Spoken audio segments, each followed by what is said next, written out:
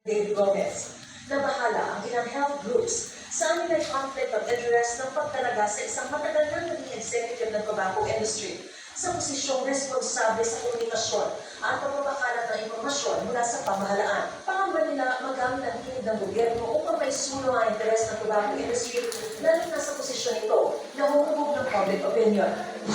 Sabi pa ng civil society groups, tahasang nilalabag ng appointment na ito ang World Health Organization Framework Convention on Tobacco Control, isang kasunduang nilagdaan ng Pilipinas kung saan obligado ang mga pamahalaan na ilayo ang paggawa ng mga polisiya mula sa impluensya ng tobacco industry. Yung panawagan nila sa Commission on Appointments, pag-aralan, epekto ng konfirmasyon kay Gomez. If that's their opinion, I will respect that. But again, this is not about me. This is about the President and how he socializes his programs and policies.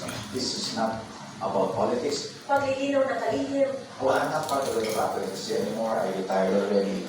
I'm a private citizen when I joined the government. Nagpasalamat siya kay Pangulong Bongbong Marcos sa tiwala at kumpiyansa